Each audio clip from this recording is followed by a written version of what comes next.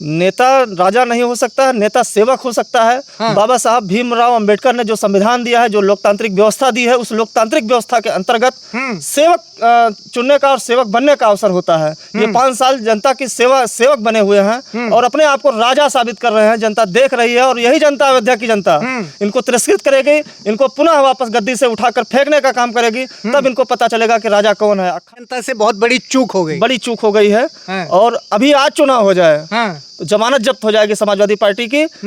जय सिया राम भाइयों, रामनगरी अयोध्या में हूँ। आज हमारे साथ हैं युवा भाजपा नेता, युवा समाज सेवी भाई सुशील मिश्रा जी। आज मैं इनके आवास पे पलिया जगमोहन कुचेरा में मौजूद हूँ मित्रों। और आजकल अयोध्या में क्या पूरे देश में एक राजनीतिक चर्चा जो है बहुत तेज है। जब से अखिलेश यादव ने जो अयोध्या से नए नए सांसद बने, अवधेश प्रसाद को अयोध्या का राजा बता दिया है, तब से बवाल हो गया है। आइए इनसे जानते हैं कि अयोध्या का राजा है कौन। सुशील भाई जय सिया राम। जय जय सिया राम। सुशील भैया, पहला सवाल तो यही है, अयोध्या का राजा आज तक हमने राम जी को सुना था, ये पहली बार आप राजनीतिक लोगों से सुन रहे हैं कि अयोध्या का राजा कोई व्यक्ति हो गया, कोई नेता हो गया। अयोध्या का राजा पूरे ब्रह्मांड का राजा है। मर्यादा पुरुषोत्तम भगवान श्री राम को अयोध्या का भी राजा कहा जाता है और पूरी पृथ्वी के राजा उनको जो है माना गया है। लेकिन कुछ चंद लोग, गंदी मानसिकता के लोग, जो लोकतंत्र की एक व्यवस्था है 5 सालों के लिए, तो सेवक बनते हैं। लेकिन इस गंदी मानसिकता के लोगों ने उनको लोकतंत्र का सेवक कहने के बजाय अयोध्या का राजा करके अयोध्या के हिंदुओं को नहीं बल्कि पूरे भारत के हिंदुओं को चिढ़ाने का काम किया है। जिस प्रकार से किसी तरीके से उनको अयोध्या के लोकतांत्रिक तरीके से उनको जीत मिली, उस तरह से उन्होंने पूरे चिढ़ाने का काम किया है पूरे हिंदू जनमानस को।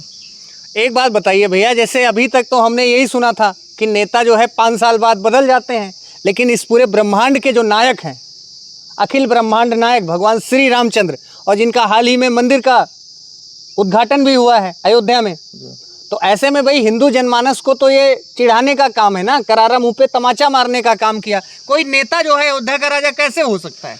नेता राजा नहीं हो सकता, नेता सेवक हो सकता है। हाँ। बाबा साहब भीमराव अंबेडकर ने जो संविधान दिया है, जो लोकतांत्रिक व्यवस्था दी है, उस लोकतांत्रिक व्यवस्था के अंतर्गत सेवक चुनने का और सेवक बनने का अवसर होता है। ये 5 साल जनता की सेवक बने हुए हैं और अपने आप को राजा साबित कर रहे हैं। जनता देख रही है और यही जनता, अयोध्या की जनता, इनको तिरस्कृत करेगी, इनको पुनः वापस गद्दी से उठाकर फेंकने का काम करेगी, तब इनको पता चलेगा कि राजा कौन है। अखंड पूरे पृथ्वी के राजा राम है और उनके अनुपस्थिति में अयोध्या का राजा हनुमान जी महाराज हैं, जो स्वयं कलयुग के देवता माने जाते हैं और अयोध्या के कोतवाल भी कहे जाते हैं।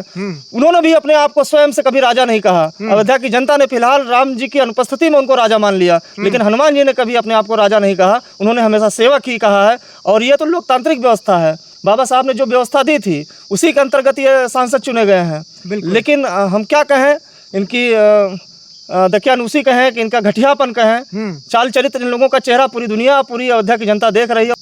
जिन लोगों ने राम भक्तों पर गोलियां चलवाई, वो आज बात कर रहे हैं कि अयोध्या के राजा हैं हम। तो जनता सारी चीजें देख रही है। अयोध्या की जनता को पछतावा है। आप गांव में, किसी भी गांव में जाइए तो उनसे पूछिए कि इस बार कैसे क्या हो गया, वो बता नहीं पाएंगे। गलती हो गई है, करें क्या? अयोध्या कहाँ चूक हो गई सुशील भैया? चूक मैं भी नहीं समझ पा रहा हूँ। इतना देश में लोकसभा चुनाव संपन्न हो गए, नरेंद्र मोदी जी तीसरी बार जो है भारत के प्रधानमंत्री बन गए, लेकिन अयोध्या की जो सीट है उसकी चर्चा आज भी हो रही है। अयोध्या वासियों को लोग गद्दार बोल रहे हैं। देखिए, अयोध्या के लोग गद्दार नहीं है, राम की प्रिय जनता है और भोली भाली जनता है और जनता को गुमराह करने का काम किया गया है। यहाँ के जो सांसद निर्वाचित हुए हैं, उन्होंने लगातार एक डायरी लेकर घूम रहे थे और युवाओं को नौकरी के नाम पे बहकाने का काम किए और युवा कहीं ना कहीं बहकाने में आ गया और गरीब जनता के पास गए। वहाँ पर उन्होंने ढोंग रचा कि भारतीय जनता पार्टी की जब सरकार आएगी तो संविधान बदल दिया जाएगा, जबकि भारतीय जनता पार्टी की सरकार ने बाबा साहब द्वारा रचित संविधान को मजबूती दी है और लगातार बाबा साहब का जो भी उनके जो विचार थे उनको बढ़ाने का, उनको प्रसार करने का काम किया है। लेकिन इन लोगों ने कहीं ना कहीं बहलाने और फुसलाने में ये लोग सफल हुए। लेकिन आज अगर आप गांव की जनता के बीच में जाएंगे तो जनता को कहीं ना कहीं पछतावा है। इन्होंने जो नारा दिया था कि 1 जुलाई को 8,500 रुपये हर गरीब खटा गरीब के खाते में आ जाएगा, तो कहीं ना कहीं जनता छली गई है।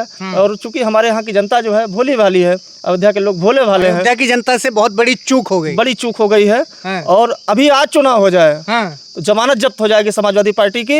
ये मैं आपको दावे के साथ कह सकता हूँ। मिल्कीपुर में उपचुनाव है, भारतीय जनता पार्टी प्रचंड विजय यहाँ जीतने जा रही है मिल्कीपुर उपचुनाव में। जी चलते चलते सुशील भैया, एक आखिरी सवाल।